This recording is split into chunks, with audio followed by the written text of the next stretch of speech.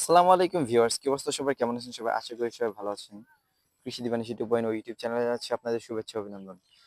আপনারা যে গাছটি দেখতে পাচ্ছেন বন্ধুরা, এই গাছটি একটি রোগে আক্রান্ত হয়েছিল।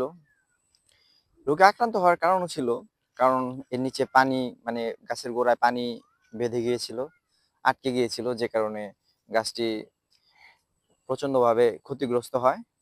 তারপর থেকে গাছের প্রবলেম হয়। গাছ দুর্বল হয়ে গেলে গাছটিতে বা রোগবালাই আক্রান্ত একটু বেশি করে। তো আপনারা দেখতে পাচ্ছেন গাছটি কেমন হয়ে গেছে। কিন্তু গাছটি আগে এরকম ছিল না, অনেক সুন্দর ছিল গাছটি। মাঝখানে এরকম সমস্যা হওয়ার কারণে এই সমস্যাটি ক্রিয়েট হয়েছে। তারপর থেকে আর এই গাছটি অতটা ঠিক হয়নি, কিন্তু আশা করা যায় যে নতুন পাতা, নতুন কুশি পাতা ছেড়েছে। আশা করা যায় যে 10-15 দিন গেলে আর কি গাছটি সুস্থ হয়ে যেতে পারে। তো আপনাদের বাগানে যাদের গাছ এরকম মাথা হয়েছে, আসলে আপনারা চিন্তা করবেন না, একটু সময়ের ব্যাপার। একটু সময় পরে ঠিক হয়ে যাবে গাছ। ধন্যবাদ সবাইকে, ভালো থাকবেন, সুস্থ থাকবেন, আল্লাহ হাফেজ।